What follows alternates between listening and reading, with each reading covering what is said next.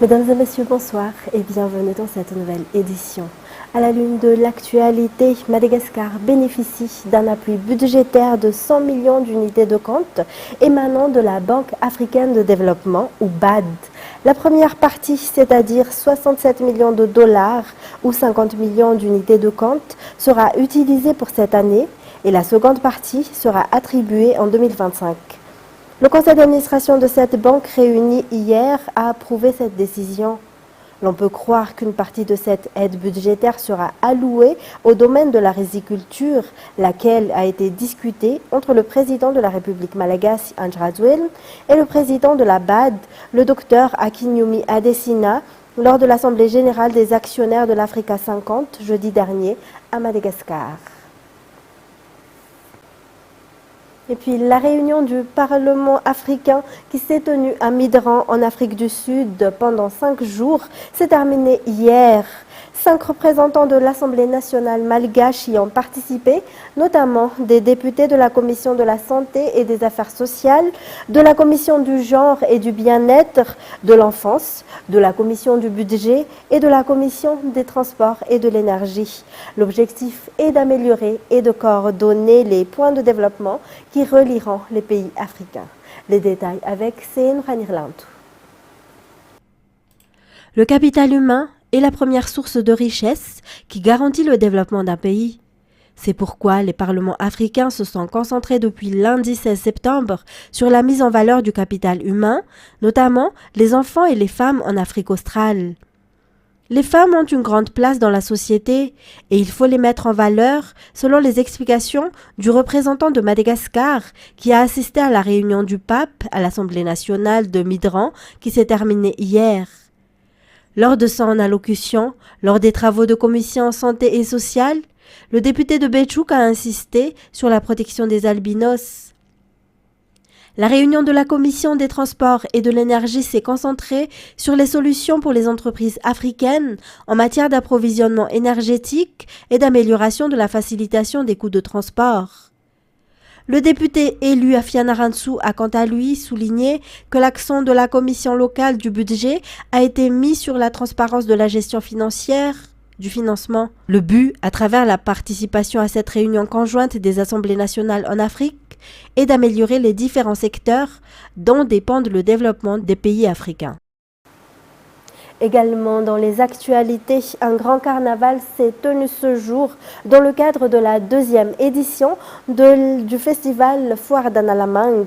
Les aspects culturels de la région d'Analamang ont été mis en exergue lors de ce carnaval. Radraman Nzatouf sur les images de Anza Radzanarvelu.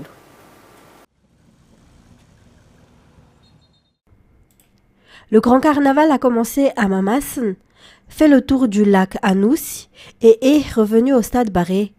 Cela a marqué le 2e jour du festival de la Foire Analamang. Les artistes folkloriques, les costumes traditionnels ont été remarquables. Les voitures de collection étaient également de la partie. Ce carnaval a rendu spécial cette 2e édition de la Foire d'Analamang. Outre l'aspect économique, nous avons essayé de mettre en valeur la culture de l'Analamang, soutient le gouverneur de la région et Rasso Marmak. Selon le ministre de la Communication et de la Culture, Donamar Vulamiranti, la valorisation des aspects culturels sera effectuée dans toutes les régions de Madagascar. Cette foire d'Analamang prendra fin demain. Et dans le domaine de l'éducation, les travaux de réhabilitation de l'EPP Ambunyavarach à Pantukana Farahansan sont achevés. En effet, cette EPP a été détruite il y a 2 ans. Cela résoudra les problèmes des parents, particulièrement en cette période de rentrée scolaire. L'entreprise Tosi Green a réalisé toute la reconstruction du bâtiment. Nyarvula Sfiran. Le PP Ambunyavarach à Pantukan s'est progressivement détérioré pour finir complètement détruite à partir de 2022. Les infrastructures sont anciennes car construites dans les années 1980. Elle n'a plus été utilisable pendant 2 années consécutives. Les responsables étaient de ce fait obligés de louer un bâtiment. Maintenant que la reconstruction est terminée, à partir de lundi prochain, les élèves pourront de nouveau y étudier. C'est la société Tosi Green qui a pris en charge les réparations de cette EPP. Le groupe Tozzi-Green a l'immense honneur de mener la reconstruction des écoles publiques d'Ambouniava, un symbole puissant de notre engagement envers la communauté. Ce n'est pas simplement un bâtiment. Nous l'avons équipé avec les tables, les bancs, offert des cartables à l'élever. Cela témoigne de notre volonté d'aller bien au-delà de notre activité commerciale. La responsabilité sociale de l'entreprise est au cœur de notre action.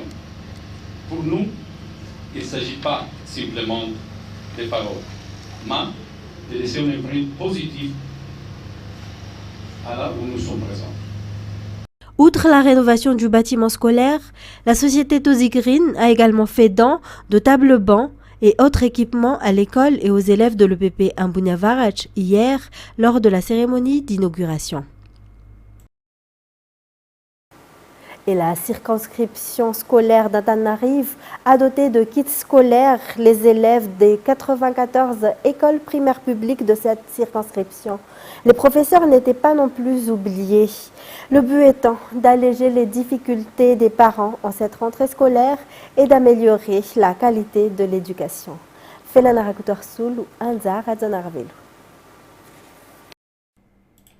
Le gouvernement fait de nombreux efforts pour scolariser les enfants. Pour cette année scolaire, l'annulation des droits d'inscription et des frais de participation des parents les plus défavorisés en fait partie. Il y a également la dotation de kits scolaires pour les élèves issus de 94 EPP, dont la distribution s'est tenue mercredi dernier à l'EPP d'Andabarnadjin. Les enseignants ont également reçu leur part. À noter que les élèves et enseignants de toutes les EPP à travers l'île bénéficieront de ce genre d'aide. Et l'IRD, ou Institut de recherche pour le développement, et le ministère de l'enseignement supérieur et de la recherche scientifique ont pour objectif de mettre en place des projets concrets dans le domaine de la recherche scientifique à travers un atelier axé sur le domaine de la biodiversité et de la santé.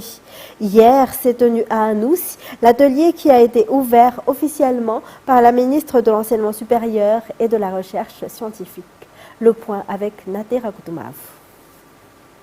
La gestion des ressources naturelles marines et leur impact sur la biodiversité, la gestion de la biodiversité des socio-écosystèmes terrestres, les maladies vectorielles et émergentes, le rôle du changement climatique, ainsi que le pôle de compétences d'observation de la Terre, sont les thèmes abordés lors de l'atelier organisé par l'Institut de recherche pour le développement.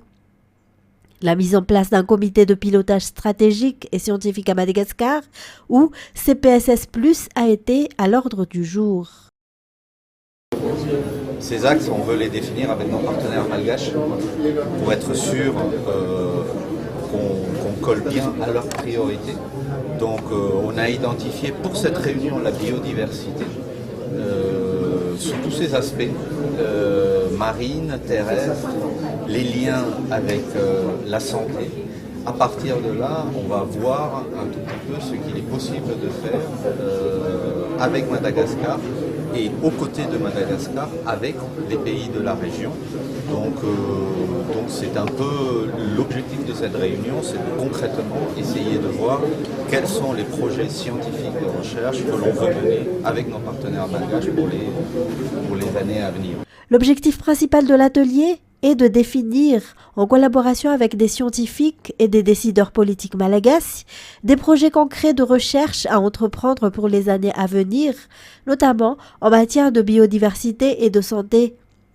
Parmi les résultats attendus figurent les impacts concrets sur le développement de la population, selon l'ambassadeur de France, qui a honoré de sa présence l'ouverture de l'atelier. Et la présence de la ministre nous honore parce que ça veut bien dire combien Français, Malgaches travaillent de façon très étroite sur toutes les problématiques qui viennent d'être mentionnées. Dans le domaine de la biodiversité, on sait que la biodiversité à Madagascar c'est un formidable trésor mais qu'elle est aussi, comme dans d'autres endroits du monde, menacée. Dans les domaines de la santé, dans les domaines également de la cartographie numérique. Et depuis des décennies, les chercheurs, les scientifiques, malgaches et français travaillent ensemble.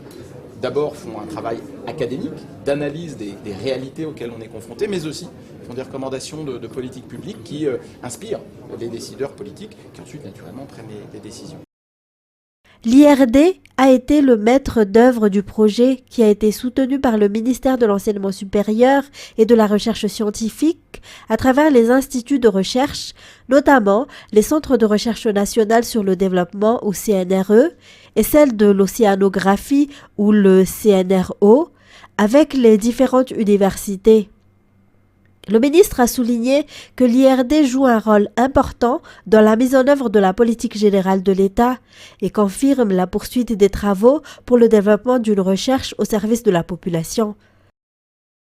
Sert inéluctablement de base pour relever les défis des 3 piliers de la politique générale de l'État malgache, que sont le capital humain, l'industrialisation et la transformation économique, ainsi que la bonne gouvernance.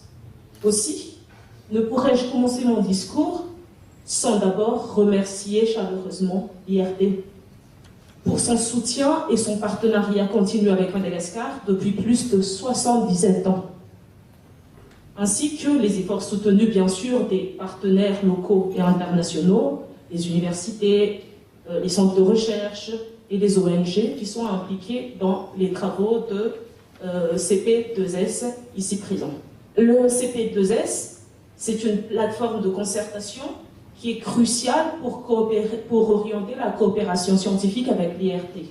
Et ce, bien sûr, comme M. l'ambassadeur a dit, c'est en adéquation avec les priorités de Madagascar et de la région de l'océan Indien. L'atelier CPSS+ est à sa 2e édition, après la première qui a eu lieu en 2019.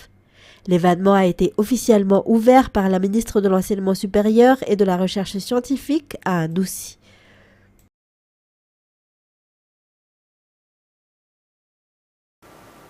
Culturel, les sélections de ceux qui participeront à la première partie du grand spectacle de Dadju et de Taïk le 11 octobre au Baré-Amamas se sont tenues au coup d'État à Nous hier et aujourd'hui.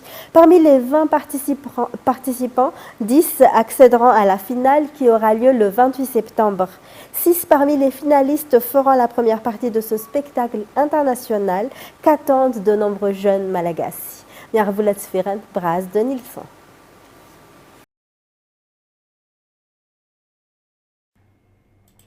« 20 jeunes d'Antananarivo et d'autres régions comme Amrunimani, Antsinanan et Bouéni sont venus affronter le tremplin héritage audition au coup d'État à Nous hier et aujourd'hui. Un concours dont les finalistes feront la première partie du spectacle de Dadju et Taïk qui se tiendra au stade Baré-Amamas le 11 octobre prochain. Selon les juges, les candidats ont du talent. Ils sont jugés sur 3 critères, dont la maîtrise de la scène, la voix et la musique apportées par le candidat. L'objectif est de trouver des talents malgaches capables de tenir la scène lors de la première partie du spectacle de Dadju et Taïk le 11 octobre. Après cette sélection faite hier et aujourd'hui, ce seront 10 candidats qui accéderont à l'étape finale le 28 septembre. Ces 10 sélectionnés seront annoncés au public, dont le vote sera décisif. En effet, seuls 6 d'entre eux auront la chance de monter sur scène. Ils seront coachés afin qu'ils puissent devenir des véritables artistes. Les fans de Dadju et Taïk à Madagascar seront privilégiés. Nasser Goulamoussen de Nasprod ne les a pas oubliés en organisant ce concert international. La représentation de Dadju et Taïk durera 1h30 et environ 20 000 spectateurs sont attendus pour ce grand moment. L'objectif donc c'est de commencer avec une présélection où là on a sélectionné une vingtaine de candidats. À l'issue il restera 10 candidats qu'on va pouvoir recevoir la semaine prochaine. Durant cette semaine, ces 10 candidats vont faire l'objet d'une médiatisation avec des spots qui sont réalisés justement pour pouvoir les promouvoir et permettre au grand public de les découvrir et donc de mettre en lumière ces fameux talents. Lors de la finale, cette finale sera rediffusée sur notre compte Facebook sur la page Dadju et Taïk Madagascar et donc le grand public va pouvoir suivre tout ça directement depuis son canapé et bien sûr pouvoir voter pour leur candidat favori. À l'issue, il en restera 6, donc 6 talents qui seront sélectionnés pour les premières parties. Ces 6 talents vont faire l'objet d'un coaching scénique très intensif, puisque l'idée c'est de les préparer à monter sur scène devant 20 000 personnes. Voilà, donc on va pouvoir les bousculer, on va pouvoir les coacher, on va pouvoir faire en sorte de travailler leur entrée de scène, leur sortie de scène, les interactions avec le public, la mise en scène de manière générale, pour faire en sorte qu'ils soient mis en lumière comme il se doit. Voilà. Pour information, certains billets sont déjà épuisés. Il y a eu une réduction sur la vente de billets pour ce week-end, c'est-à-dire aujourd'hui et demain. Viva Madagascar fait partie des partenaires de cet événement international qui se tiendra au stade Baré Mamassen le 11 octobre prochain.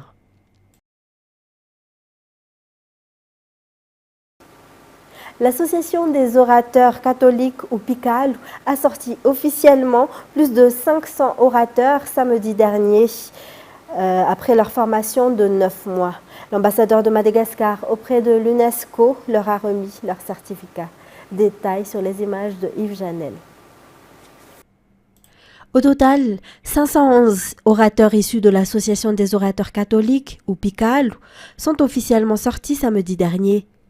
Ils ont suivi une formation de 9 mois et ont passé un examen avant d'obtenir leur certificat. La devise de ces orateurs est « Anjian kuntenku iturikun vavamafal », autrement dit « Je prêcherai l'évangile en maîtrisant l'art oratoire ». Comme le kabar est inscrit dans le patrimoine mondial immatériel de l'UNESCO, l'ambassadrice de Madagascar auprès de l'UNESCO, Yvette Silla, a honoré la cérémonie et remis leur certificat à ses orateurs.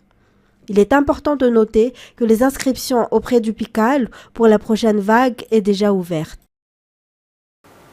Dans les actualités internationales, la forte explosion qui a secoué la banlieue sud de Beyrouth a dégagé une importante fumée hier.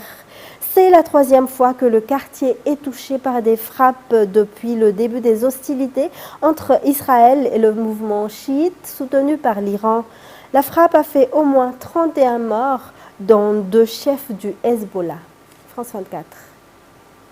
Au petit matin dans la banlieue sud de Beyrouth, les secouristes sont toujours à pied d'œuvre pour évacuer des victimes prises au piège sous les décombres. La veille, un raid israélien frappait cette zone résidentielle, l'un des fiefs du Hezbollah aux portes de la capitale libanaise.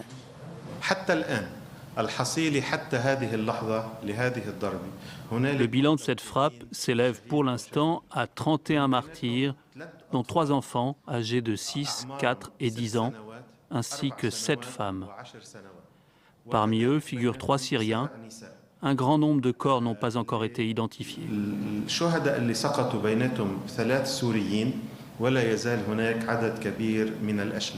Le Hezbollah a annoncé ce samedi la mort de 2 de ses chefs dans la frappe israélienne. 16 membres de sa force d'élite ont été éliminés, parmi eux Ibrahim Akil, numéro 2 du mouvement. Nous avons ciblé les responsables des tirs quotidiens de roquettes en direction d'Israël. Ibrahim Akil, ainsi que des commandants de haut rang de la force Radwan. Une dizaine d'entre eux ont été tués. Une attaque ciblée qui porte un nouveau coup au mouvement islamiste libanais après les explosions de ses appareils de transmission un peu plus tôt cette semaine. L'ONU a appelé vendredi à la désescalade et à la retenue maximale. Jeudi soir, Israël avait multiplié les raids aériens dans le sud du Liban.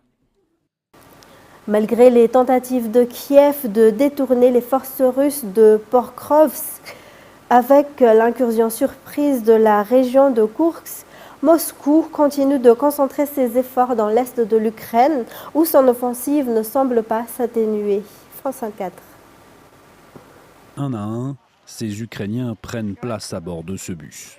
Enfants, personnes âgées, toutes fuient Pokrovsk et l'avancée de l'armée russe. Dans cette famille, Aliona et ses enfants quittent la ville, mais pas Yuri, son mari. C'est très difficile. Je ne peux pas vous dire à quel point c'est dur. J'ai pleuré pendant 1 semaine, mais mes affaires sont toujours à la maison. Tout ce que nous avons bâti ensemble. Qui a besoin de nous là-bas? Tout ici est à nous, à nous. Nous y avons mis tous nos efforts. Les enfants ne le comprennent pas. Ils sont encore très jeunes. Pokrovsk, ville du Donbass réputée sûre auparavant, est aujourd'hui sous la menace directe de l'artillerie russe. Depuis des semaines, les forces du Kremlin grignotent du terrain près de cet important nœud logistique pour l'armée ukrainienne. Pokrovsk ne serait plus qu'à 10 km des positions russes. Je ne connais aucun endroit qui n'ait pas été endommagé par les bombardements. Ils sont à la portée de l'artillerie et des drones. Aujourd'hui, d'après nos estimations, toutes les organisations et tous les volontaires, environ 70 000 personnes, ont été évacuées de l'ensemble du territoire en direction de Donetsk. Pour Vladimir Poutine, la conquête de Pokrovsk et du Donbass est une priorité. Le président russe a fait de la prise de cette grande région industrielle son objectif numéro 1 dans cette guerre. Et pour terminer, à l'occasion des Journées européennes du patrimoine, des lieux secrets ouvriront ce samedi gratuitement leurs portes aux visiteurs un peu partout en France. À Paris, les possibilités sont nombreuses. Les curieux pourront notamment se rendre sur le parvis de Notre-Dame de Paris pour rencontrer des ouvriers du chantier et découvrir leur travail. France 24. Découvrir le métier de sculpteur ou encore de maître verrier auprès des artisans de la restauration de Notre-Dame. Et ta lame tout seul, en fait, elle va relever. Tu comprends? C'est magnifique, bébé. C'est ça maintenant, tu vas voir, elle va prendre magnifique. Dès l'âge de 5 ans, les visiteurs pourront s'essayer aux différents arts sur le parvis de la cathédrale. Un moment de partage et l'espoir de susciter chez certains des vocations. Un week-end où les ouvriers sont également mis à l'honneur. Pour les compagnons, c'est un moment très gratifiant parce qu'ils sont remerciés, ils perçoivent que leur métier qu'ils aiment et dont ils sont fiers, eh bien en fait, il est reconnu, il est aimé et c'est un moment de bonheur partagé. Une visite gratuite, libre d'accès qui a séduit 30 000 personnes l'an passé. Outre les démonstrations et les ateliers, un concert sera donné ce soir à 20 h sur le parvis par la maîtrise de Notre-Dame. Et voilà, c'est la fin de cette édition. Merci à vous pour votre attention et votre fidélité. Restez avec nous tout de suite après la deuxième partie de l'Extrême Combat. Au revoir et je vous souhaite de passer une excellente soirée sur Viva.